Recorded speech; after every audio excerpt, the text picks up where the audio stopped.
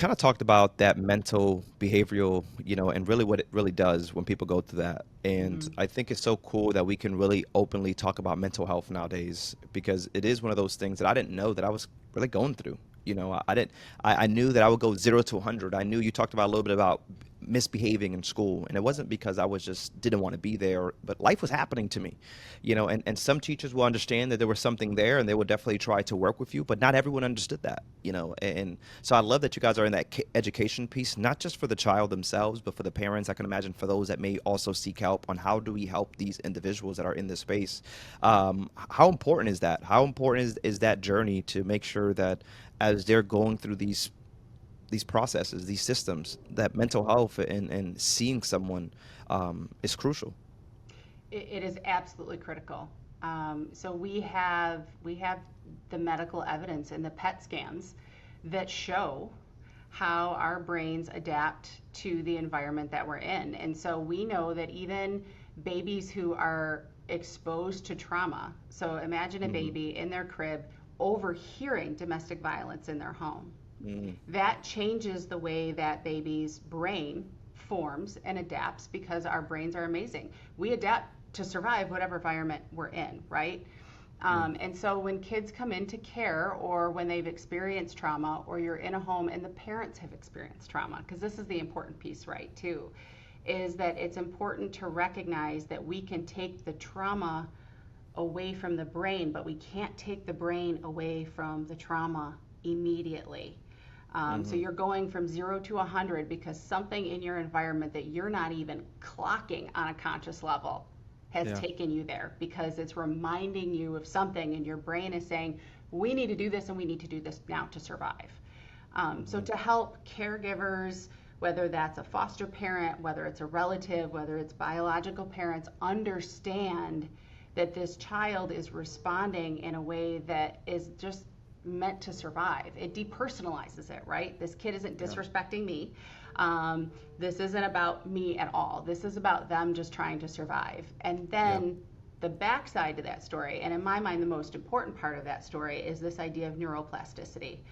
So you've heard the saying, you can't teach an old dog new tricks. Well, that's a Yeah. big fat lie. I'm here to myth bust that. Doesn't matter how old we get, we can learn new tricks. And so that's where the work that we do comes in, right? Teaching people how to interact differently, helping families build that relationship and that resilience in a different way actually retrains the neural pathways in our brains to be able to respond to the world around us in a really healthy way. That allows us to not just survive anymore, it allows us to thrive. And so talking about mental health, normalizing this, depersonalizing it, right? It is not a moral failing that someone's brain developed to thrive in a traumatic environment. Hmm. Let's say that louder for the people in the back, right? That is not a moral failing. That is a survival mechanism that we need to relearn how to survive in a different environment. So I would say that's one of the most important things that we can possibly do is to talk about it, demystify it, destigmatize it, and make sure that people get whatever help they need at the time that they need Yeah. it. Believe it or not, I didn't get the help till I was 30 years old, and Unfortunately, I can believe that. and it really was my wife. It was my wife that said. I remember one day, really after I became a parent, I think it really hit me even harder. I knew that I was having anger issues early in my relationship with my now wife, and she would always say to me, even if we don't work out, I want to help you heal. She knew that when I got mad, she would tell me, and I would always remember her saying, when you get mad, I don't even know who you are. It doesn't even look like you anymore. And knowing who I was working to be and who I really was, it bothered me, that I was getting to that point where she felt scared. When in reality, I'm like, but that's not me. I'm not that person. Realizing that there was so much trauma, right? There were so many rooted issues, deep issues that I swept under the rug. I mean, I didn't tell anyone I was sexually abused till I was 21, 22 years old. And when I did, I started to cry because I felt like, one, maybe the weight off my shoulders. I never told that story, right? But also felt, and the reason I didn't tell it was I felt that I was going to be judged. I felt like, no one was going to believe me. And, I remember at 30 years old when I first seen a therapist where I just broke down crying. I didn't know why.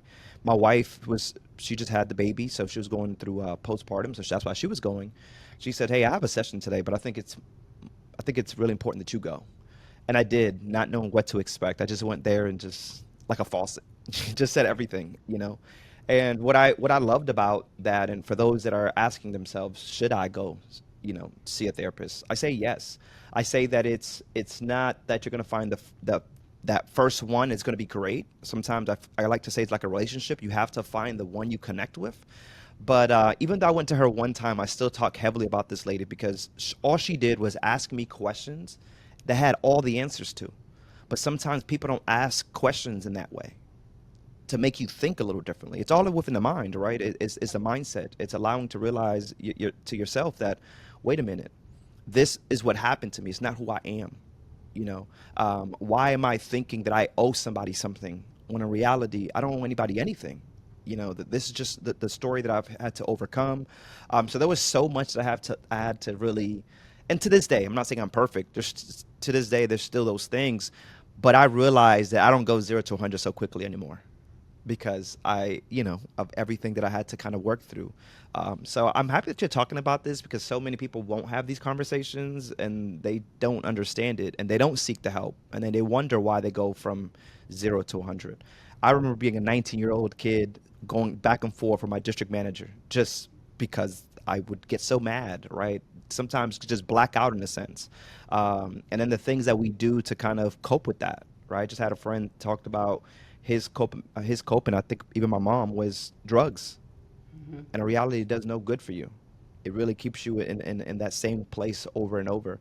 So I like that we're having this conversation. Did you do you have a story that maybe people can hear on how a family was changed because of the help of therapy? Yeah, we have tons of them. Let me pick one out here. So we have a family that we've served here not too long ago that I was fortunate enough to hear their story. Um, and, you know, the situation was such when we entered in that there was some pretty significant domestic violence, there was significant substance abuse, and the children did have to be removed. And so we always start with a reunification plan because we know outcomes are better for kids if they can be Yeah. safely maintained, right, with their family and their community of Mm. origin. And so, you know, I think you've probably heard of like Maslow's hierarchy of need. Mm-hmm. Um, and the reason I think something that is so rooted in psychology and behavioral health is kind of such a household name is because it's so true, right? So to your point, you can't think about gentle parenting, which is hard, right? You've got a toddler that's having a tantrum because you won't let them put their finger in a light socket after you've just come home from your third job and you don't know if you're going to spend your money on heat, food, or medicine that month, right? Mm-hmm. Because even two of the three aren't an option. You're doing everything everybody says to do. You know, if you work hard, the money will come, the success will come, but you're working as hard as you can and it's still not Mm-hmm. coming. And so, you know, people turn to unfortunately bad coping skills, right? They turn Yeah. to substance use and then they become someone they don't recognize. And then, you know, the between the pressure and the substance use, domestic violence comes into play. So these children were removed, and we did start a reunification plan. But again, we enter into services with that people first and that curiosity. And so to to your point, not what did you do that got your kids removed? What's happened in your life that has Mm-hmm. brought you to this point? What happened to you? And fortunately, you know, these were parents who were like, kind of like what you said, like this isn't who I am. I recognize that I'm here and I'm at this lowest point in my life, but this isn't who I am and it's not who I want to be. And so it again started with let's enter into and link them with substance use abuse treatment, got them into the treatment, worked on all of that neuroplasticity with their own trauma. We saw them in our behavioral health unit. We offer an evidence-based practice called eye movement desensitization and reprocessing, or EMDR. Mm-hmm. And so they were able to process and address their own trauma and then successfully reunite with their kids. And we just did our post reunification 12-month checkup. And so now you have a family of 5 kids living in a family unit. And through that, mom and dad did recognize that they probably weren't the best match together, that they were both great people on their own, but when they were in the same room together, there was just too much history for them to feel like they could make it work. So they did separate, but they're co-parenting.